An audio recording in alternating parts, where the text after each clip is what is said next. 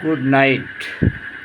আজকে আমরা বাংলার মানুষ হিসাবে আমরাও চাই কেন্দ্রের পরিবর্তন হোক এবং ভারতবর্ষের 29টা স্টেট আছে, তারাও চাচ্ছে পরিবর্তনটা হোক, কিন্তু পরিবর্তনটা হচ্ছে না কেন? সব রাজ্যেই বিজেপি জিতে যাচ্ছে। এর কারণটা কি? কারণটা হচ্ছে মিথ্যে প্রতিশ্রুতিতে মানুষ মুগ্ধ হয়ে যাচ্ছে, মানুষ বিশ্বাসের পরিণত হচ্ছে, আর যখনই নির্বাচন হয়ে যায় তখন বিশ্বাস হারিয়ে যাচ্ছে। এইটি হচ্ছে মূল কারণ। তা আমরা প্রত্যেকেই চাই ভারতবর্ষের মানুষ, ভারতবর্ষে যে 29টা স্টেট আছে, 2029-এ একদম পারফেক্ট পরিবর্তন চাই আমরা। এই বিজেপি সরকারকে আর ভারতবর্ষে আমরা দেখতে চাইনি। অনেক হয়েছে, অনেক অনেক চাকরি হয়েছে, অনেক কিছু হয়েছে। হ্যাঁ, রেলের চাকরি কোটি কোটি মানুষকে চাকরি দিয়েছে। হ্যাঁ, বাংলায় বা ভারতবর্ষে লাখ লাখ কলকারখানা গড়ে তুলেছে। মানে মানুষ কাজ করে আর পাচ্ছে না। বিজেপি এমন কাজ করেছে, সুনামধন্য কাজ করেছে, মানে মানুষ কাজ করে পাচ্ছে না। আর ইনকাম করে যে টাকা রাখবে, সে ব্যাংকে আর টাকা মানে রাখার জায়গা নেই। এই বিজেপিকে আমরা 2029 সালে একে বঙ্গোপসাগরে আমরা ছুঁড়ে ফেলে দেবো সমস্ত ভারতবর্ষের জনগণ। নইলে আগামী দিনে এরা পুরো ডেমো পুকার মতো না, আপনার ঘরের মানে পুরো হুড় করে ঢুকে যাবে। ঘরের চাল, টালির চাল যদি থাকে, বাঁশের কাঠামো যদি থাকে, সব শেষ করে দিবে। এদের রীতিনীতি খুবই খারাপ, জঘন্য।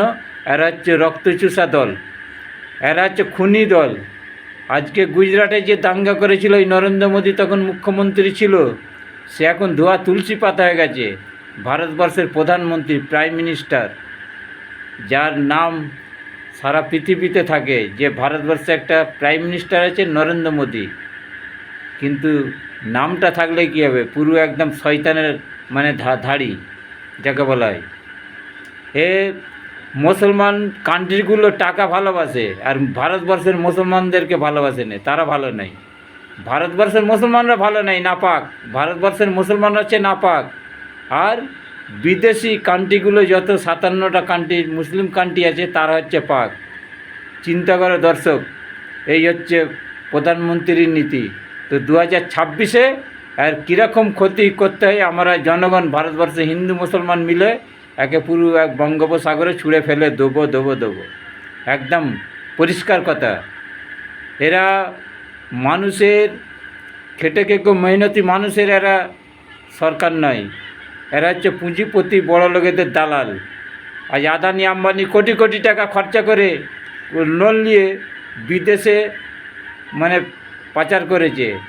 আর তুমি আমি বাংলার মানুষ, দেশ ভারতবর্ষে আরও যত সব স্টেটের মানুষ আছি, আমরা যদি 5 লাখ 2 লাখ 10 লাখ লোন নিই না, যদি আমরা পরিশোধ করতে পারি, আমাদের ঘরে চলে গেল পুলিশ। চিন্তা করো, তাহলে এই সরকার গরিবের সরকার না আপনার সরকার না বড় লোকের সরকার? এটা বিচার 29-এই করতে হবে সমস্ত ভারতবর্ষের জনগণকে। এর থেকে আর বেশি কিছু বলার নেই। মাথায় এটা রাখবে, বিজেপি আপনাকে খেতে দেবে না, ধর্ম নিয়ে আপনাকে কেউ খেতে দেবে না। ধর্ম ধর্মের জায়গায় থাকবে, কর্ম কর্মের জায়গায় থাকবে। তোমার ধর্ম তুমি করো, আমার ধর্ম আমি করি। এটা হচ্ছে গণতন্ত্র রাষ্ট্র, এতে কারো হস্তক্ষেপ করার অধিকার নেই।